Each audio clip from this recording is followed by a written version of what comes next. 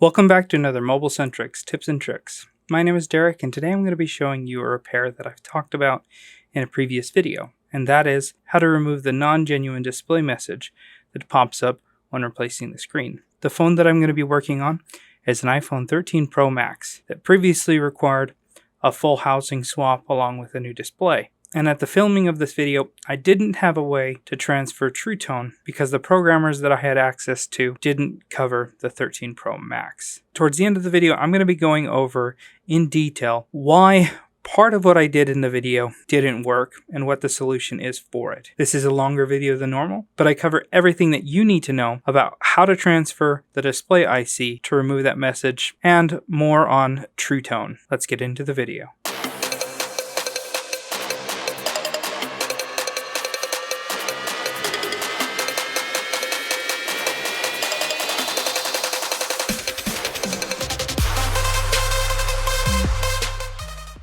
So we've got again that 13 Pro Max that we did the housing swap on the screen. And you'll see when we go into the settings, we've got this important display message and we have no True Tone. See, no True Tone in the phone either. So let's go ahead and get that taken care of. Now, if you recall, I didn't put the adhesive around the border. I think I was going to come back to this, make the removal a little easier. Pop up the screen, remove the screen out, take off the shield for the battery in the display. We'll go ahead and disconnect the battery. I'll unscrew the bracket for the proximity sensor. Set the screen aside. Programmers like this are normally really nice, but they don't support the 13 Pro and 13 Pro Max, 14 Pro or 14 Pro Max. So does that mean I have to transfer over this IC? But who knows, I'm not even sure if the True Tone's stored here. So I've got my temperature at around 300 degrees Celsius. My airflow is pretty low, and I'm using my little scraping tool to go and remove the underfill from around it. Getting comfortable with it, practicing basically for when I have to go and to do the same thing on the good display.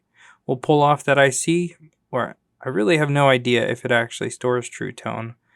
But we're going to swap it anyway. And then I'm going to do the same with the display IC. This is the one that I mostly care about because in replacing it, I will definitely get the message to disappear. So using my same technique, 300 degrees Celsius, going to go around and remove the bordering underfill. And then carefully work it under, making sure I'm not pulling any pads. I'm just cutting through it as the solder is liquid and it'll pop right off. The majority of the underfill stayed on the IC, which is not too hard to clean up, so I'm just going to clamp it here in my little fixture. I'm going to add some solder paste. This is 138 solder paste. I'm going to get my soldering iron and we're going to go in and add 138 to basically all the pads that will accept it. Gently moving it around. This will kind of help to start breaking up the underfill, but I really want to just deposit the solder onto the pads if possible. Add some flux to help this process go a little smoother. Go back in with the iron, try to remove kind of the underfill without scraping the IC too much. You can kind of see the actual color of the board start to break through the black here and there.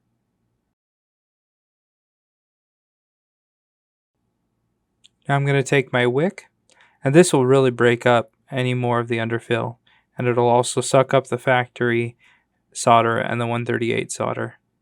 You can definitely see it kind of push all of the black underfill off as I kind of go back and forth gently over the top of this.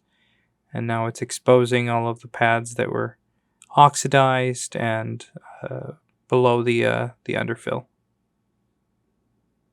Add some isopropyl alcohol and clean this up because that flux is getting kind of burnt. To help my brush stay a little cleaner, I'm going to use a microfiber cloth.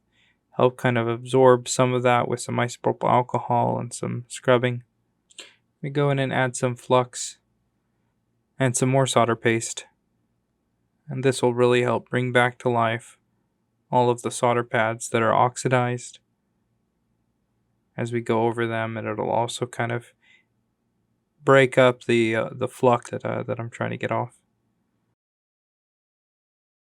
And now I'm going to take some wick. I'm going to carefully go over and remove all of that solder, getting it nice and clean without scraping any more of the thin coating of green that the bottom of the IC has. You can kind of see some of the traces start to poke through there, but I haven't eaten all the way through the layer, so it's not like they're going to pick up solder just yet, but they're getting close. There's a couple spots that are getting pretty close. So with some isopropyl alcohol on my brush, we're going to really clean off all of the flux, prepping this IC for reballing. I'm going to go around the border real quick and kind of scrape up any of the excess underfill and stuff that's spilled over the edges. Just clean it up a little bit. Now let's look at the other IC. I'm going to add some flux. I'm going to go straight to wicking this one to see how much of the factory solder we can get off.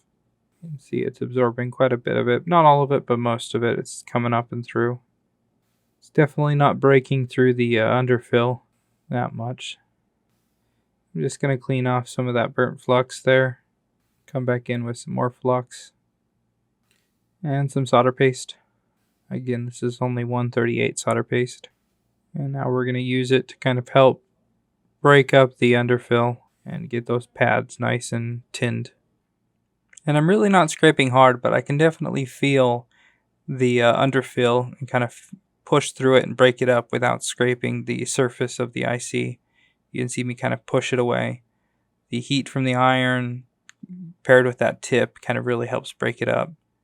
And there's a good chance that I'm doing all of this kind of for no reason, because I really have no idea if this is going to bring back true tone or not.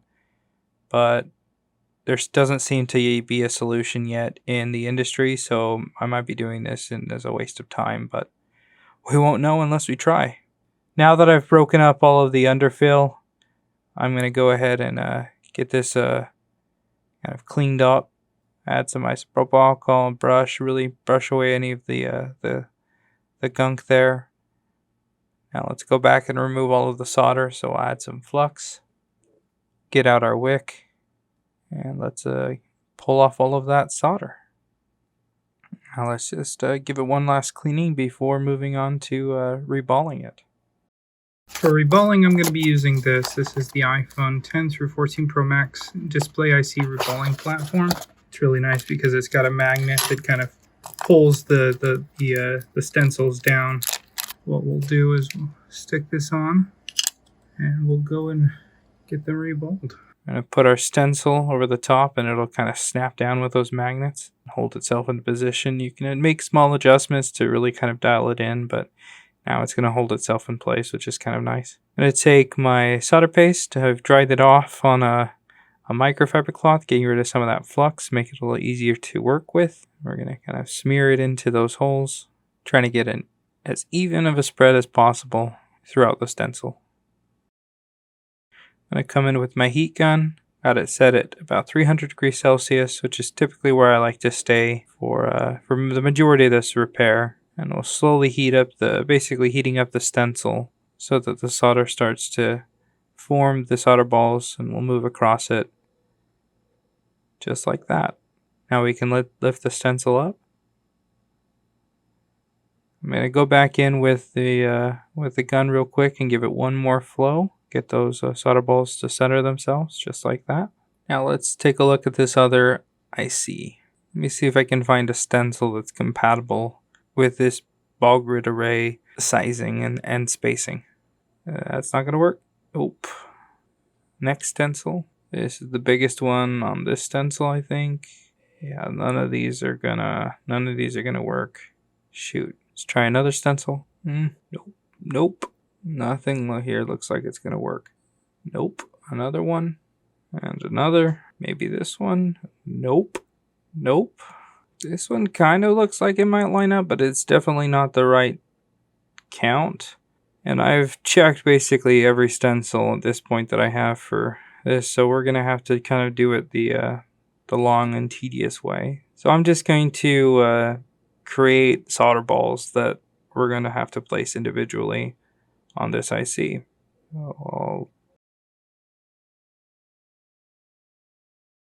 Alright, now let's go ahead and create our own little assortment of solder balls that we can pick from. Now I'm going to go through the tedious process of placing individual solder balls, just like this one right here, on the IC itself. There's 1, 2.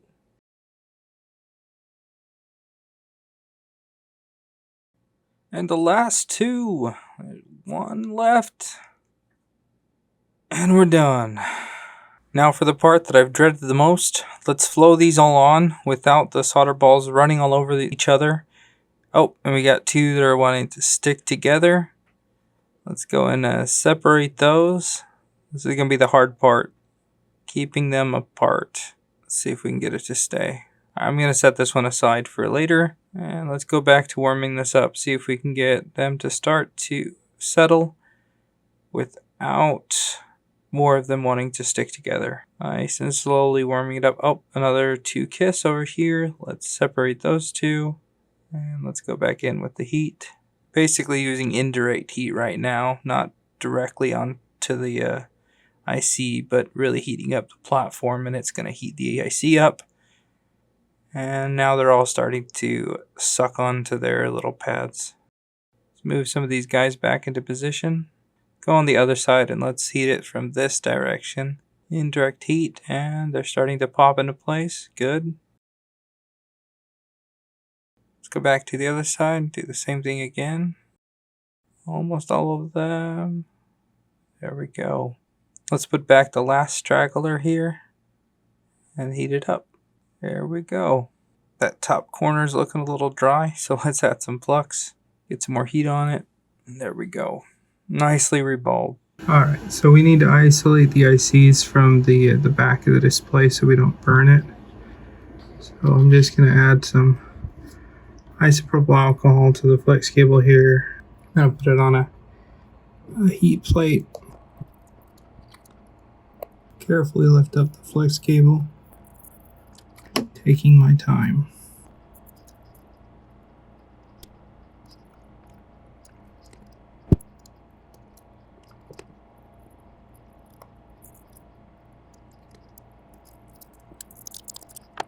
Slide metal under the flex here. And I'm going to do one more barrier to be extra safe there.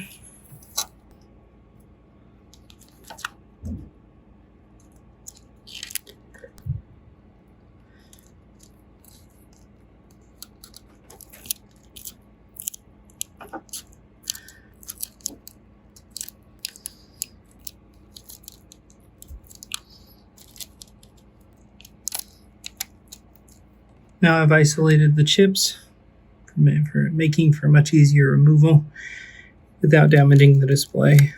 So we'll go under the microscope. Alright, got my airflow kind of at a very low, maybe 10% airflow here. 300 degrees Celsius, coming in nice and warm with my scraping tool kind of at an angle so that it's not actually scraping against the flex, but it is removing the underfill around the border. And the screen's wanting to move a lot on me here, but I'm going to work with it the way I've got it. Scrape under that stuff over there. I don't care too much for this IC because we're replacing it, but I do care about the flex cable under it. I'm really going to be cautious about making any marks on it. We'll go up the side here, kind of scraping at the top portion, get rid of all of that underfill. Again, trying to do this without making any scrape marks. I'm going to go on the edge here, kind of probing, feeling for when it's starting to kind of break through the solder, cutting through the underfill at the same time. I can feel that we're definitely up to temperature. Now we just got to get it to want to slide in just like that.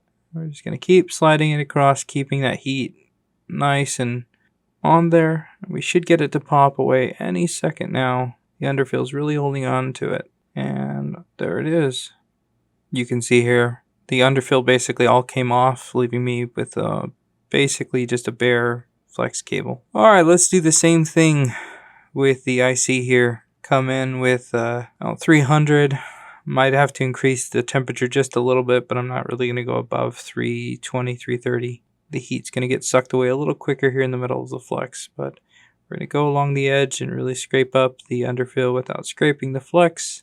I want to avoid lifting any of that paint, because when the paint starts to go, then it really wants to go. I'm avoiding putting the actual tip of my scraping tool on the flex itself, or just letting the edge of it kind of push through and break up the underfill. See, it all wants to kind of come off nicely. I've had the heat on here for a good few minutes now, and I can really feel that the solder is really starting to break up, so I'm going to be a little bit more aggressive here, pushing in under it. I can feel it starting to slip under there. It's breaking through the solder and the underfill. Now, even though this process does take time, it sure beats grinding off the IC. Definitely not as messy, and I've had it work pretty much every single time.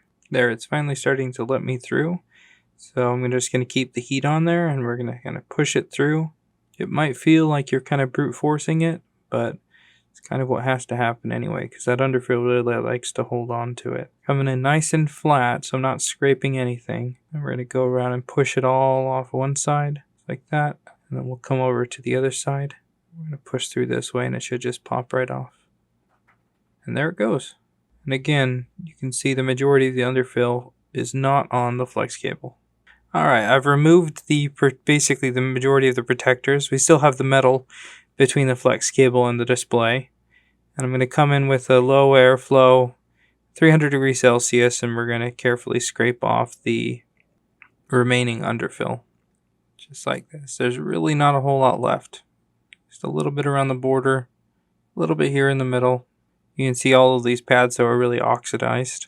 Let's move on down to the other one, do the same thing, clean up any of the underfill that's still around the border.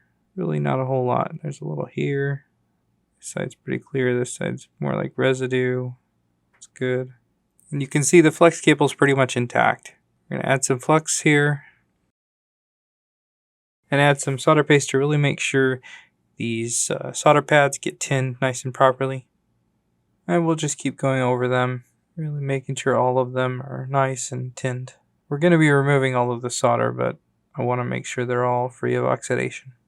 Alright, now for the important chip. Let's do the same thing. Let's get this back in focus. Add some flux. Come in with the soldering iron. And we're going to add a little bit of solder paste. Probably need more than that. And let's go over each row. See if we can tin all of these pads. Add some more solder paste. That's not nearly enough. And if any of these pads get pulled throughout this process, especially if you're being as careful as I am, they're probably pads that don't really connect to anything. There are a bunch of either grounder pads that really don't belong to anything, or no stuff pads under this IC from my experience. Now that they're all tinned, I'm going to take my wick. Let's go and suck them all up, get them all nice and free of any of that solder. Let's do the same over here. Get rid of all of the solder that's on the pads. Let's clean it up.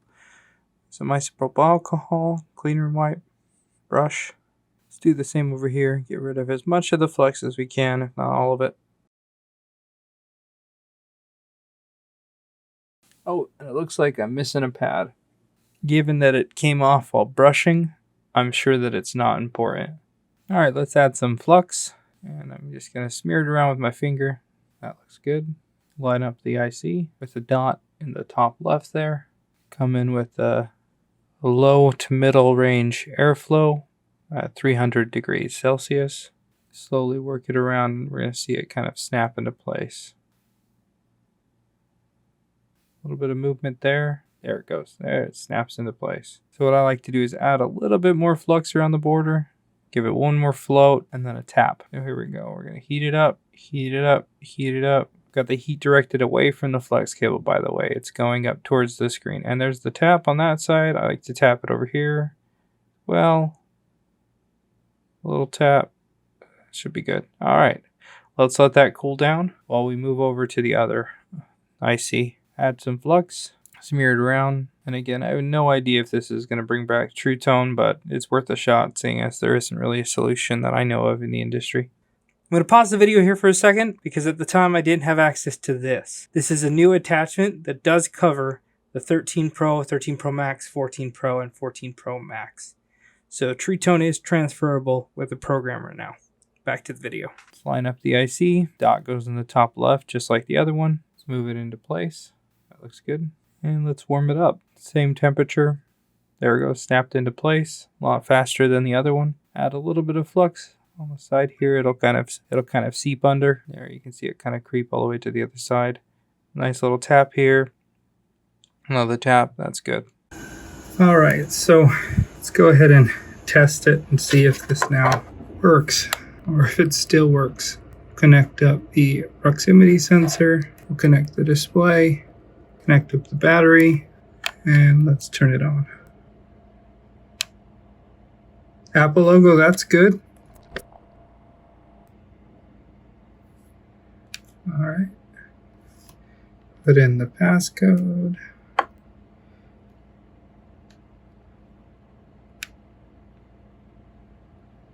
Let's go into the settings. Would you look at that? No notification.